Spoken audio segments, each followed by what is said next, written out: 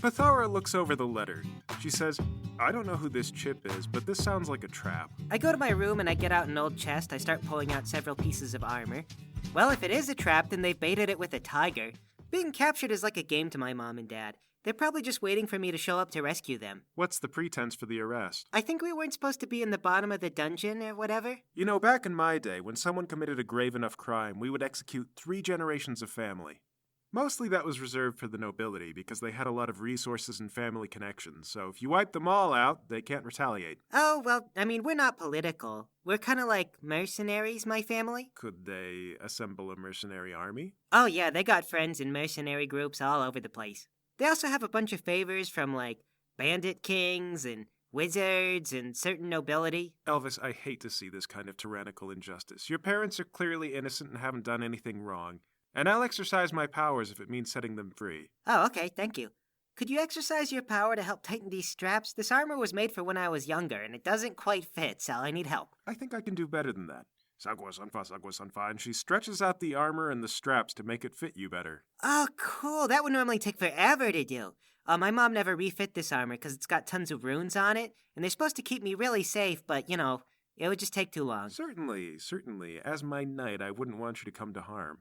As a politically ambitious dragon, one grows to power by gathering men of merit under her wings. Keeping them alive is equally as important as attracting them in the first place.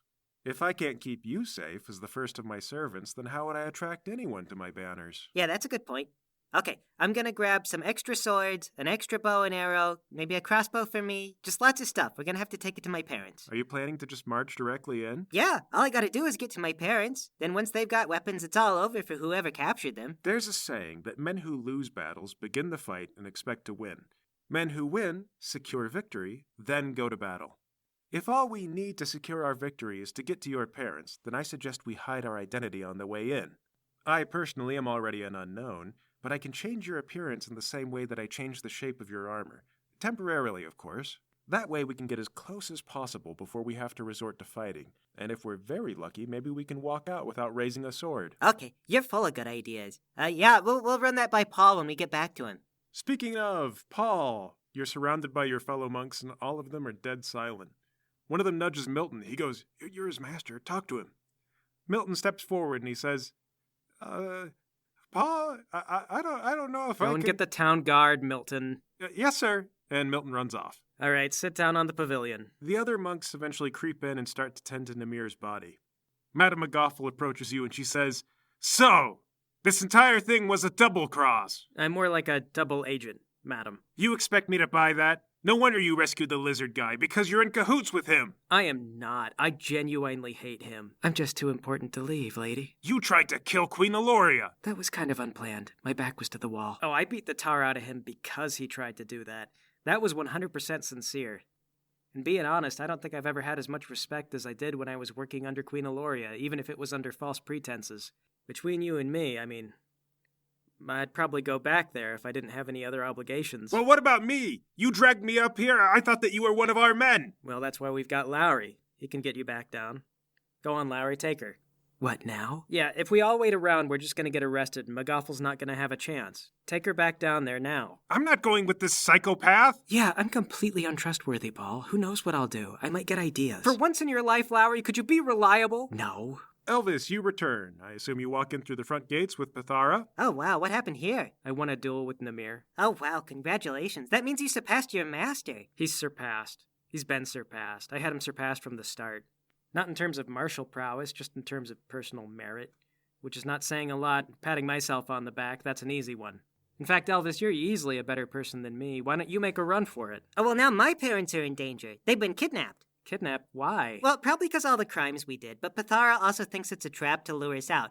And I think it's a pretty good trap, and I'm gonna get lured out by it. Well, not exactly, Pithara says. We're going to use my magic to hide our identities, get close to the jail cell, free Elvis's parents, and then fight our way out.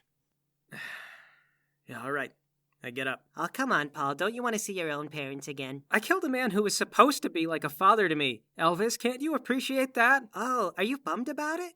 I mean, my dad is always saying, you know, like, the day that you've arrived is the day you can kill your own father. I don't think I'm supposed to kill my dad, but it's a big milestone. Think of it this way, Paul. We're supposed to be creating a distraction.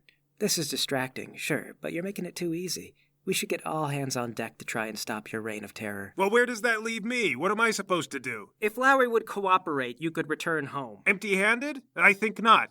Look, all three of you are coming back with me. That's feasible. We could lead them on a chase through the dungeon. That would really slow them down. Okay. Yeah, that's possible. We could rescue your parents, retreat into the dungeon, and then who knows what'll happen. Madam McGoffel, I know you've only just come into all of this, but I'm looking for somewhere to plant my roots. Maybe if you help us out, I might see to pledging allegiance to Queen Eloria. McGoffel gives her a long look, and she goes, well, that's something that Queen Eloria would need to consider. But I tell you what, if that's what's on the table, then... Okay, count me in. Good, Pithara says. Then is everybody on board? All right, yeah. Yeah, let's do it. Good. And if everything goes well, don't worry, I won't hang you out to dry. Consider yourselves all my people. I don't believe in that kind of organizational structure. Well, then you're in luck. There's no structure yet. Anyway, let's go. Okay, we start heading towards the ziggurat. You do. Partway there, Pithara stops and she puts her hands all over you guys. Sagwa Sanfa, and she changes your facial features. None for me, thanks. But you and Paul are the two most recognizable. Done my best to make him look more like a tiger than a panther, but even that could still get questioned. Just let me make you look a little more like a dragon man. Well, they can't tell the difference between lizard men and dragon men. Well, obviously the differences are clear as day. A dragon person has a much flatter skull. That's what I told them, but they don't see it. Okay, look, just let me try, and if they don't see it, then you can prove me wrong. Oh, yeah, in that case, okay, go ahead. You'll see. They don't know the difference. All right, the party is all rearranged and changed in appearance, more or less, and you ascend the ziggurat. You arrive outside the jailhouse where you guys were once kept, and unless you have any other ideas, you go in through the front door. There, a receptionist says, "Hello, can I help you?" Yes. I have here a message saying that my parents need to be released immediately, and I pull out my crossbow and shoot the guy. Well, he's not wearing any armor or anything, so you go for your weapon, and he starts to stand up, and then bang! Ah! And he dies. Okay, go over and check the guy for keys. I want to say we crossed a line here, but... I mean, we killed guards before, right? Well, yeah, but look at McGoffel. We were under duress. We're under duress now. Yeah, okay, yeah, that's fair. You get the keys. You head back to the jail cell, and there your parents are, sitting around, looking bored.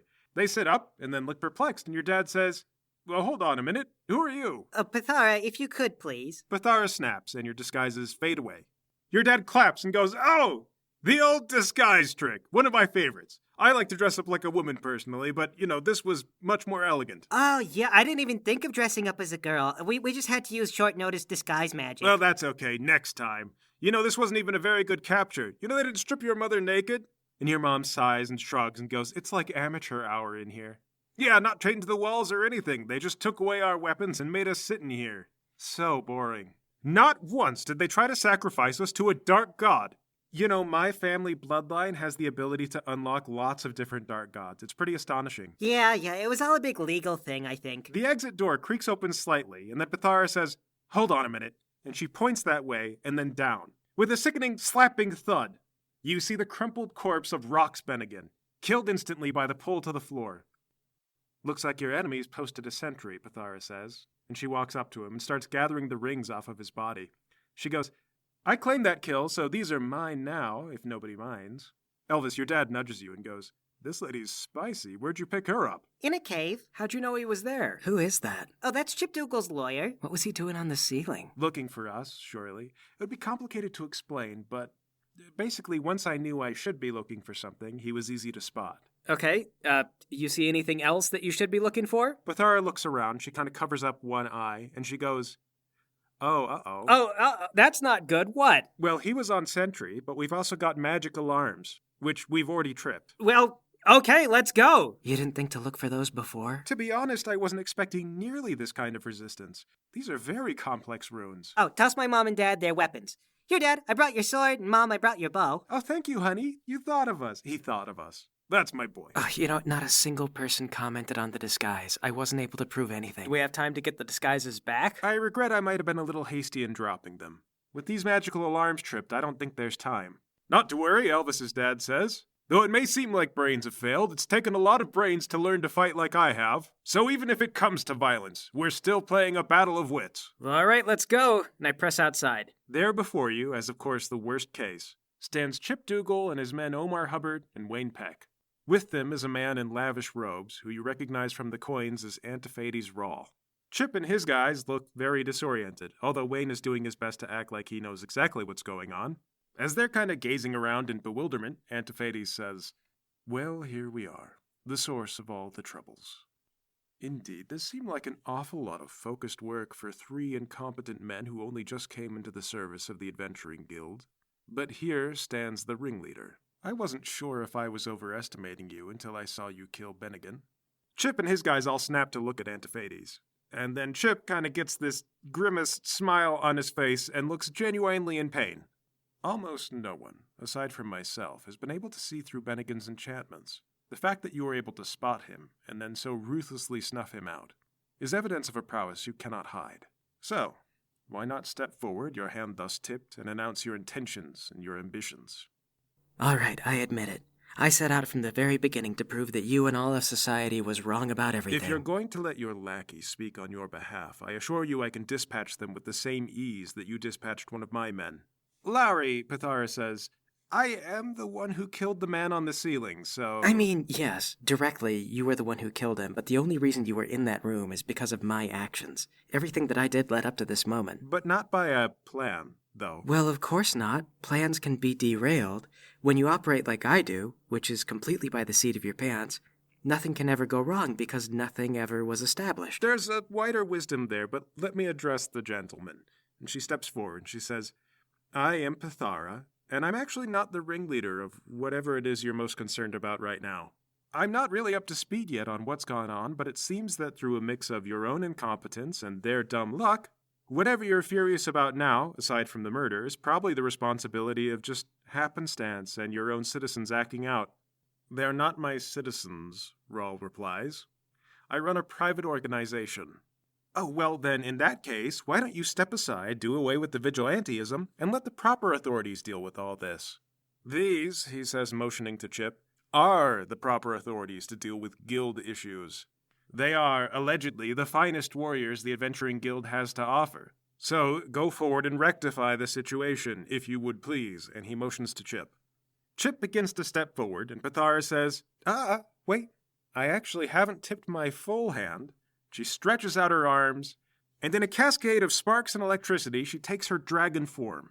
Rawl's eyes widen, and then, wordlessly, he stretches out his arms, and in thick billowing smoke, he takes the form of a black dragon. The two rise to their full heights in a threat display, and as far as you guys can tell, actually it looks like Pithara's a little bit bigger. But Antiphates tries to rise higher. He takes wing, goes to the sky, and not to be outdone, Pithara goes up as well. Horrific blossoms of combat magic begin streaking across the sky, and everyone stares on in complete disbelief. Well, everyone except for you guys, who at least knew that Pithara was a dragon this whole time. Okay, all right, Lowry.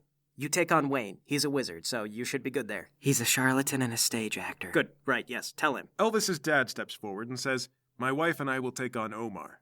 Trust me, it'll require the both of us. All right, that leaves me, Elvis, and Madame McGoffel on Chip. At that, Chip turns around. He says to Wayne, That's pretty incredible. You think you could do that? Wayne says, Well, I mean, I could. I could take a form of a dragon. I don't think I'd have quite that much magical ability afterward, though. I'd be struggling just to retain the form. Well, you'll have to walk me through it later, because... Guildies! We've got you outnumbered 2-1, Chip. Oh, you hear that, Wayne? They've got us outnumbered 2-1. That's funny. That's not my math. And Wayne chuckles. Omar doesn't laugh. Omar does not smile. Because, see, by my math, the way that I'm counting it, it's actually 11-6. I mean, look around. Are there other guards here? Who is he counting? No one else seems actively engaged or anything. Like, there are people in the courtyard, but they're all kind of watching the dragon fight right now. What is this, some kind of Lowry math? We outnumber you 15-21. You know, you guys have been amazing in a lot of ways. You know, I have tried to be friends. I have tried to help you get on the correct track with your career and everything else you wanted to do, and you blew me off. And it has been complicated. I've been trying to figure things out and understand what it is that you wanted or what everybody else was trying to do. But you know what, though? It's not very complicated right now. You killed my lawyer, Guildies, and I like to think he was a friend, too. That means that no matter what else is going on, or who you know, or what this is, he says, pointing to the dragons, we are enemies now. And thanks to that, I've got a pretty concrete idea of what it is I need to do. And he waves his guys forward. We're at the top of 12. Let's start with Wayne. He leaps forward and begins raising his staff. Hey, are you sure that's a magical staff? That could just be a normal piece of wood. And the runes fizzle out. Wayne is neutralized. Omar assumes a fighting stance, and your dad stands in the way. And he says, "It's time I revealed something to you, son." Your dad screams and is enveloped in a glowing light. Then he emerges from that light, a towering monstrosity. He looks like a white ogre with angel wings and a burning halo of many eyes floating behind his back. The sword you gave him is on fire. Your mom says, "Our family has a bloodline curse, dear." Oh, really? Am I bloodline cursed? Well, we were going to wait until your 18th birthday. Sometimes it sets in a bit late. I mean, we were going to tell you, but also sometimes it skips a generation. So we think probably you don't have the demon bloodline. Is that good or bad for me? Well, it would depend on who won the battle for your soul, your dad says. But not to worry, our family is historically very strong-willed. We've only had a few losses. Regardless, I know Omar well enough to know that I can hold nothing back against him. Omar, I have but one thing to say to you, and then Omar just runs at him. What begins is a titanic battle. Your dad swings his flaming sword and Omar catches it. And you would see more, but that's all because Chip steps forward, and as he does so, he leaves behind at first what you think is an afterimage, but then you realize it is simply another Chip Dougal. And after 9 paces, there are now 9 Chip Dougals all advancing on you at once. They form a semicircle around you and raise their weapons. Gotta be honest, I was hoping Chip was more of a politician than a fighter. Oh, but I see we're outnumbered now. That's all right. When you're outnumbered, divide and conquer, McGoffel says. And then, Sagwasanfa! A wall of centipedes flies up, separating the Chips 4 and 5, with 4 Chips on your side and her taking on the other 5. Well, that was generous of her. Okay, Paul, you remember the Minotaurs? I remember that going badly. But same tactics though, okay? I defend, you attack. Stay close to me. Then what? Well, the battle goes one way or the other. Meanwhile, back over to Wayne and Lowry. Lowry, so far the battle is going heavily in your favor. There's a bunch of yelling somewhere to your left and something behind you explodes. And then Wayne says, "You know what? I don't need magic to beat a coward like you." And he hoists up his stick and he swings it at you, hitting you on the shoulder. That's going to be 6 damage. Whack. Ow, ow! God, how come no one ever wants to settle anything civilly? All right, Lowry, and your response. You know what? Actually, I know what it is. You don't want to behave like a man because you're not even human. You're more like a stubborn donkey. Shut up and fight, Wayne says. No, I'm not going to get in a physical altercation with a donkey. Then you can die where you stand, Wayne says. All right, back over to Elvis and Paul. How do you guys want to play this? Okay, just actively defend. As for me, as soon as 2 of them get close, do multiple attack, try to hit one, then try to hit the other. All right, 2 Chips close in, and then you go to attack them, putting them on the defensive foot. They back up and use the reach of their iron club to keep you from hitting them. You can't chase after them and stay next to Elvis at the same time, and just to be sure, they take a few deadly and harrowing swings to keep you at bay. Their clubs zing through the air as they pass by your face. Zing! Zing! He is swinging that thing incredibly fast. Elvis, you meanwhile intercept the other 2. You manage to glance 2 attacks away with your sword and shield, whang, whang, and the vibrations go through your arm. Neither of your tools comes away unmolested either. That sword that you stole from Torvald chips a little bit, and your shield dents. Uh-oh. Okay, Lowry, back to you. Wayne swings his stick again. Whack! 4 damage. Ow, that stings. Look, a donkey shouldn't be swinging a stick around. You should get in your place. Is this how you plan to die? You'd think you'd be able to listen to me with ears that big. Oh, shut up. No, really, check your ears. He pauses. Without taking his eyes off you, he touches his ear real quick. And then he goes back for another take. He grabs his ears and he goes, "What?" And he grabs a pair of long donkey ears that are now on the side of his head. I told you. Did you think a man would have this level of stubbornness? You're just living in denial, which ultimately is also a very donkey-like thing to do. All right, Paul and Elvis, same trick? Yep, keep him at bay. Hold the line. All right, Paul, you keep him from closing in on you, but Elvis, with a smirk, the first chip decides to attack your sword directly and viciously.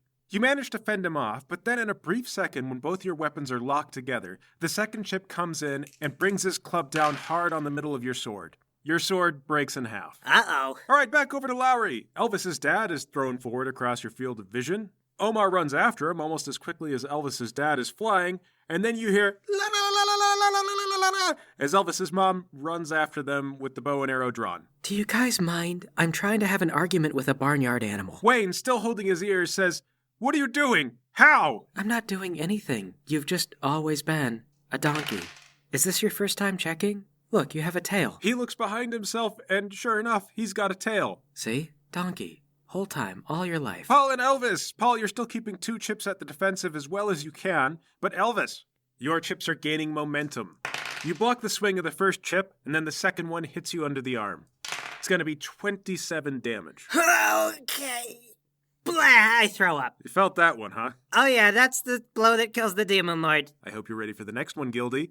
Your mom makes some good armor. She's one of the best. Paul, you standing next to that could feel the heat coming off of that strike. It was an explosive collision, like a little fireball formed. Jeez, can you take another of those? Mom's magic runes never leave home without them. Okay, Lowry. I mean, this whole time, every time I saw you, I thought to myself, isn't it weird that they dressed up a donkey in wizard robes and they said, oh, you're a wizard now, and the donkey just believed it? Wayne involuntarily leans down and puts his hands to the ground, and he goes, No, I'm not a donkey. All right, Paul and Elvis, the chips go in for the kill. Elvis, you had to recover on your last action. What now? I abort to block. All right, we go into desperation defenses. You spend your next action to defend now. And it pays off. Whang, you block the first one, then whang, you block the next. All right, back over to Lowry. You are now just arguing with a farm animal. There is a donkey standing before you. It looks distressed, and it is making a lot of noise, but otherwise it is fundamentally just a donkey. All right, where did Omar and Elvis's dad go? They're to your right, having a horrendous pitched battle. Okay, yell at Omar. Hey, a normal human can't move that fast. And just like that, Omar slows down a little bit. It completely throws off everything, and Elvis's dad catches him and overpowers him, then chops his head clean off his neck. But okay, Elvis and Paul. Chip does not let up, and Elvis, you are on a defensive deficit.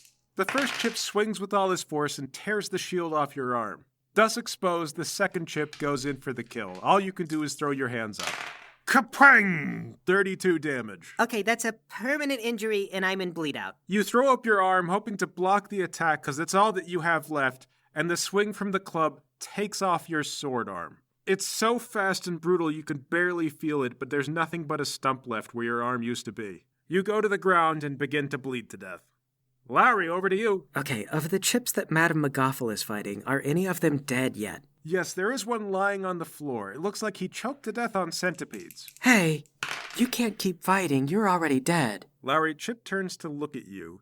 He turns pale, and the smile fades off his face after the life fades out of his eyes. And he falls over.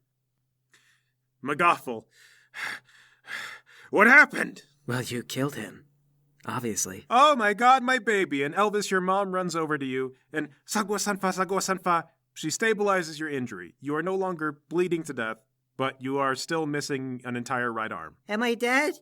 Mom, did we all die? No, son. Your dad's got tears in his eyes, which turn into fire as they roll off his cheeks. We got them.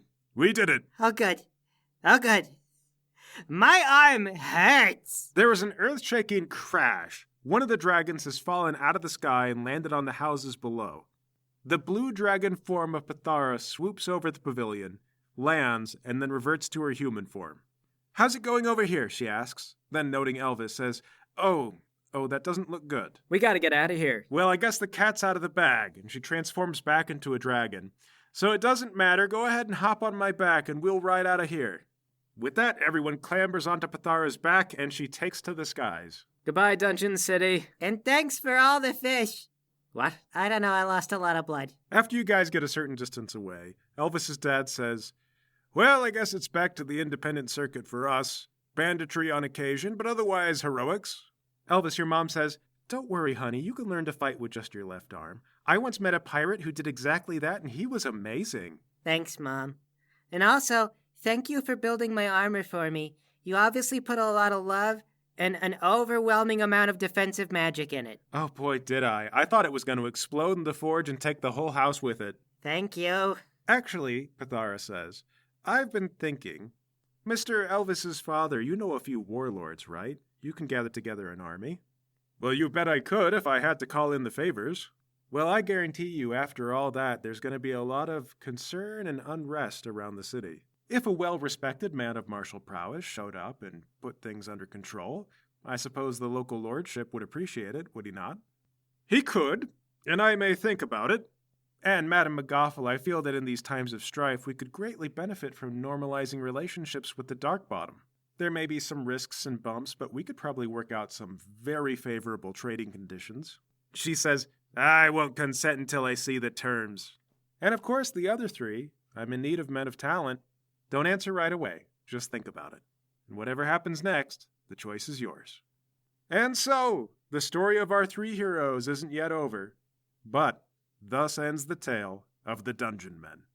Well, that was a really good one, Mason. I had a good time. Yeah, that was good. I kind of enjoyed how influential we were and yet how powerless we felt for the whole thing. Yeah, I kept waiting to be punished. And I kind of got punished, but not really. Yeah, I mean, maybe you should have been, but I was having fun with your shtick. Well, does anyone have plans for a new one? Actually, yeah, if you guys will let me run another one, I want to do a superhero campaign. Are you sure? You're not getting forever GM syndrome or anything? No, I'm actually really eager for this one. So, I want you guys to create superheroes who are part of a super team. Like, imagine the Justice League, but it's only you and Superman. However, tragedy strikes, and now it's only you, no Superman. And all of you have a different perspective on what it means to be a hero and what to do next. So we talking like campy cape stuff or like the gritty kind of modern anti-hero stuff? Try to moderate a little. Be guys with superpowers. It's not all bad, it's not all good. We'll talk about characters and get them worked out before the game starts. Okay, great. I know what I want to do already. Yeah, all right. Sounds good. Let's get excited. So that was Dungeon Men, and it's the longest arc that we've done so far, so I hope that everybody enjoyed it. If you did, I really appreciate support on Patreon. You can find me under Don Somewhere. I also have a website, donsomewhere.com, where you can find a list of like old things that I did. I've revamped the site recently, so now it's got a bunch of listings that are easier to sort through. It's much easier to find stuff. You can also find the link to support me on Patreon there. So again, that's Don Somewhere and donsomewhere.com.